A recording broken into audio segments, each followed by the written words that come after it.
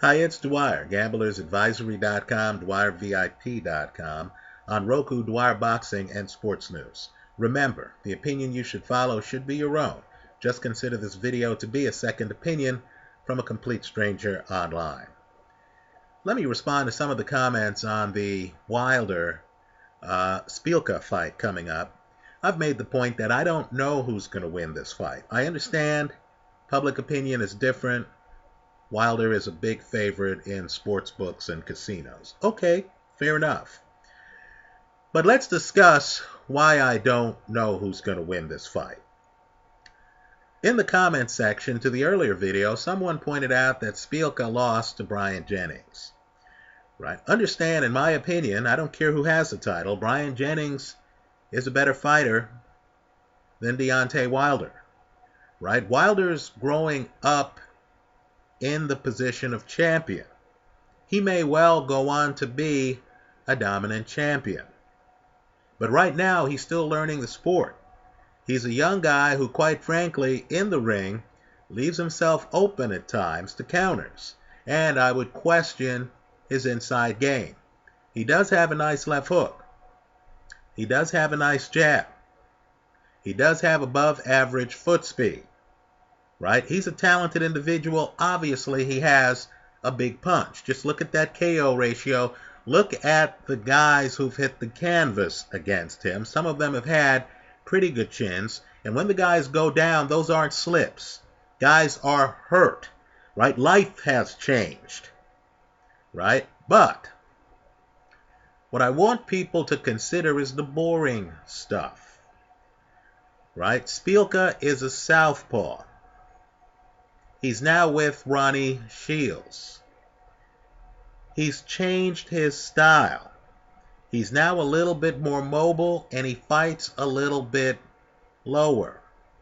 Right? The angles are going to be different than many of his past fights. Right? He used to be a lot more upright. Now he's a lot lower. Let's talk about the angles. Let's talk about Ronnie Shields. One of the fights that I consider a masterpiece, and it depends on how you look at boxing. Right? For some people, they count number of punches landed. I look at the sport a little bit differently. A guy can win a round in my book, even if he hardly throws any punches. If he takes away the other fighter's plan A. If he shows us that he's the one dictating the flow in the ring. Now, a fight that's a masterpiece that's here online, that actually is relevant to this Deontay Wilder fight, is the fight between Ronnie Shields' client. Shields was in the corner. Pernell Whitaker. Right? Whitaker had other trainers, right? But Shields was one of them. Right? Pernell Whitaker against Oscar De La Hoya. Now, people need to understand that Oscar fought out of an orthodox stance, but was really a southpaw in real life. So his lead left hand is his dominant hand. That's the one that Oscar relied upon to inflict damage. Now what you're going to notice is Pernell, a southpaw like Szpilka, has the angle figured out. It's really masterful. So as Oscar throws, not just jabs with the left, but as Oscar throws left hooks, the same kind of left hook that Deontay Wilder throws, you're going to notice that Pernell Whitaker, without having to raise a hand, puts his head on the same plane as his shoulder. Right? And as the punch comes, Pernell's able to just duck under it, because he's fighting low. Now understand, there's a height dynamic here. In the Szpilka-Wilder fight, Wilder is taller than Szpilka. Wilder fights taller than Szpilka. Right? Szpilka has Ronnie Shields in his corner. Look at the angles Szpilka's trying to work on in his last fight. The one where the guy quits because of a knee injury. You're going to notice that, like Pernell Whitaker, and don't get me wrong, I'm not saying Szpilka has anything close to the master Pernell Whitaker's level of defense. All I'm saying is the concept's the same. Like Pernell Whitaker, Szpilka's coming in, right? And he's relying on having his head parallel with his shoulder and ducking under straight lefts and left hooks. Right? Now, Wilder is green. Right? He's not Tyson Fury. So understand, if you take away Wilder's jab, as I believe Szpilka's going to, and if you take away Wilder's left hook, and understand that left hook allows Wilder to still protect himself as he throws it, right? A cautious fighter will throw that left hook off a left jab from an orthodox stance. Think Floyd Mayweather, because you still have the right hand back here, just in case something comes back. Right? If Wilder gets his left taken away from him, then understand he's going to have to take chances. Because if he throws that right, he's going to be vulnerable to getting countered. Right? Wilder put so much leverage into that right hand. It's his Sunday punch. Right? He put so much leverage into that right hand that if a guy can slip the right, if a guy can get under the right, understand, height could be a curse. Right? If a guy can get under and inside of that right hand, Wilder's going to be wide open. Right? Now, let's talk about Wilder's corner. When I was growing up in Queens, understand, one of the guys who ruled the roost in amateur boxing was Brooklynite Mark Breland. Right? Breland was huge in the 1980s. Right? Huge. He's the trainer of Deontay Wilder. The problem, though, is that Breland, number one, wasn't a heavyweight. Things are different at heavyweight. Right? Guys have extra weight. The punches are concussive. Right? You know, it's not as much about boxing at heavyweight as it is, let's say, at welterweight, where I believe Breland was. Right? Breland was a much better boxer, pure boxing skills, than Deontay Wilder. So, you know, this is really a master fighter trying to teach a guy who isn't blessed defensively how to fight. Right? It's going to be tough. Understand, Breland had a great jab. Right? He's teaching Deontay Wilder the big jab. Right? But if you get by the jab on Breland, Breland was able to kind of like play chess with you. Wilder, to me, as I've said, he's green. He isn't a chess player inside. Right? He's not. His power is so prodigious that he really hasn't been forced in fights to really show a lot of chess. Let me say this too. I know he looked good in his last fight. Okay, good for him. I'm telling you, I was watching the Eric Molina fight before his last fight. Molina comes this close to beating Wilder. Wilder's badly hurt in that fight. And Wilder didn't know how to clinch like Vladimir Klitschko. Just imagine a guy getting inside on Vladimir Klitschko, and Klitschko tries to punch his way out of it. Gets hit with a bomb. Is on shaky legs. Really can't steady himself. Right? If Eric Molina had just had an arm bar, in other words, he hurts Wilder, if he would have just put up a hand to make sure Wilder couldn't grab him, couldn't clinch him, if he would have moved away at that point, had Wilder, stagger a little bit, and then come back and emptied the gun, I think Molina would have stopped Wilder. So, Let's talk about Szpilka's shortcomings, right? One of the problems with Szpilka, in my opinion, is that he doesn't have, we'll call it a Manny Pacquiao straight left hand. Pacquiao's also a southpaw, but understand, when Manny Pacquiao lets that left hand go, he can throw it straight. It's fast. It's accurate. So if Pacquiao gets inside on you, he can hit you with something straight. If you make a mistake, Pacquiao can come in straight on the money. When I see Szpilka get underneath a guy's left, as I think he's going to get underneath Wilder's left, Szpilka throws a club. Not a straight left, but a club.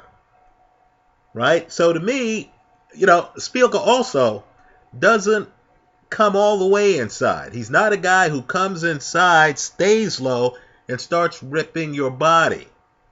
You're not going to see Mike Tyson against Marvis Frazier from Artur Szpilka. Right? So to me, this is an interesting fight. I think both guys can get hit flush. Right? I'm not convinced that Wilder is so innately better than Artur Szpilka that we can say with certainty that Wilder's going to win the fight. As I've said too here, these young guys, I know the public loves unblemished records, right? Unbeaten fighter, we all say, oh my, who could possibly beat Wilder, Joshua, Parker, right? I get it, right? I personally prefer guys who have had car crashes in the ring. Guy doesn't have to necessarily lose the fight. But the guy needs to at least see what he doesn't have. Right? The guy needs to at least understand that car crashes can happen. I think Adrian Broner today is a better fighter than Adrian Broner was before the Marcus Maidana fight. Right? I think Floyd Mayweather developed an inside game after that first Castillo fight. So by the time he gets to Ricky Hatton, he understood, hey, I need to be able to play chess inside. Right? I think Saul Alvarez, quite frankly, has lifted his game a little bit after losing to Floyd Mayweather. Right? Alexander Povetkin, I don't think he's ever going to get clinched again to death like he was against Vladimir Klitschko. Right? To me, life has lessons for all of us, and sometimes tough nights, hard nights, losses actually help you toughen up your game. You remember that failure. Right? I look at Wilder and I wonder, just like I wonder with Joshua, what happens if he has to take a knee in a round? If he really gets dinged up? He's dazed by Eric Molina, who has a punch. Molina just didn't follow through. My point is, it would have been interesting if Molina followed through. If Molina dropped Wilder. If Wilder was on the verge of losing. Right? Lennox Lewis lost to Oliver McCall. Right? That was a wake-up call for Lennox Lewis, who went on to great things. Vitaly Klitschko lost to Chris Bird. That was a wake-up call for Vitaly Klitschko. Right? So to me, I see a green champion. Yes, he has a big punch. Yes, he's a great athlete. Yes, he has ring coverage. Okay, great. Yes, he has a jab. Yes, he has a left hook. I agree with all of that. Let me say this, though. The fight that Brian Jennings fought against Luis Ortiz, where Jennings is coming inside and coming inside, he's so far inside that Ortiz hits him with multiple uppercuts. I'm just telling you, that kind of fight would give Wilder problems. Right? I'm not sure if Wilder is prepared to deal with the guy who gets inside. Right? Luis Ortiz, his fight skills. He's a big man, by the way. Big man. Look him up here online. But he knows how to deal inside. Think about it. Inside, against Brian Jennings, he shortened up his punches, didn't he? I think that kind of guy would give Deontay Wilder problems. Maybe there'll be a day where I have no doubt about Deontay Wilder's inside game. I have no doubt about Deontay Wilder's ability to fight when you take away his jab and you take away his left hook, as I think Szpilka is going to. Right? I'm not here saying that Szpilka is, the next great heavyweight. I'm not. But what I'm saying is, wow, Wilder against a southpaw, a Ronnie Shields southpaw, who's going to duck under that jab, who's going to force Wilder to open up a little bit, who, is going to be game. Let me point out, too, that Brian Jennings-Szpilka fight, that was a spirited battle. Okay, Szpilka lost the fight. Folks, that was a spirited battle. Right? In my opinion, Szpilka's already been in the ring with world-class heavyweights, right? Tomas Ademic is a world-class heavyweight. Szpilka fought and beat him. Right? So Szpilka is not going to be a deer caught in headlights, and I believe early on we're going to find out a lot about what Wilder does when a guy's able to neutralize his left hand. Let me say this about Mayweather, too. The reason I like mentioning Mayweather is he's an easy example of a great fighter that we all know. Right? Understand that Mayweather, with that lead left hook, was a master at also throwing that lead left hook to the body. Mayweather was actually one of the sport's better body punchers. That lead left hook was his best body punch. Right? It was quick. It was sudden. A fighter ducking down, Mayweather would still be able to hit him with the left hand. I don't believe Wilder has that kind of left hook to the body.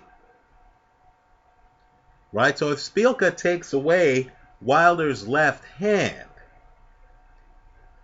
hey man, anything can happen in this fight.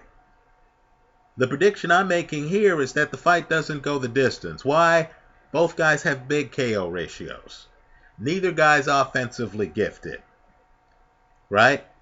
Punches are going to land hard. They're going to land early. I was watching Szpilka's last fight. I see him getting hit hard with right hands. And that fight only went 2 rounds. Right? These guys, look at Wilder's resume. I know his recent fights have gone a few rounds. But understand, it was very recent that Wilder had never gone more than 4 rounds in a fight. So you're talking about pacing issues, you're talking about stamina issues, you're talking about guys who aren't defensively blessed. Right? I think this fight ends by stoppage. Right? Both guys have gone several rounds. Right? Wilder went the distance against Bermane-Stiverne. My point to you is, Szpilka now is in the best shape of his life. I encourage people to look at the workout tapes here on YouTube. He's in the best shape of his life, and he's going to move a lot better and be a lot faster than Bermane-Stiverne. I'm expecting a high-action fight, unlike most of YouTube here, including the people who commented on the earlier video. I can't say with certainty who wins this fight. I will not be the most surprised man, watching boxing if Szpilka pulls the upset. I believe Wilder is greener than people think. I believe there are a few heavyweights out there. Lucas Browne, for example, who I would take today over Deontay Wilder. Let me say this too. Lucas Browne fought a hard-hitting tall guy, Richard Towers. Right? Many of you here on YouTube were in love with Richard Towers before that fight. Right? Lucas Browne cut him down. Right? Like Wilder, Towers had holes in his game. Right? Don't fall in love with, height and a big punch. Anyway, that's how I see it. Let me hear from you. Leave your comments for me here online. Visit us at gamblersadvisory.com. Let me say, just because a fighter looks like Lennox Lewis, just because you see the guy has a great straight right hand and opponents are falling down and the guy's big like Lennox Lewis and the guy has a jab and stuff, doesn't mean he's Lennox Lewis. Anyway, that's how I see it. Let me hear from you. Thanks for stopping by.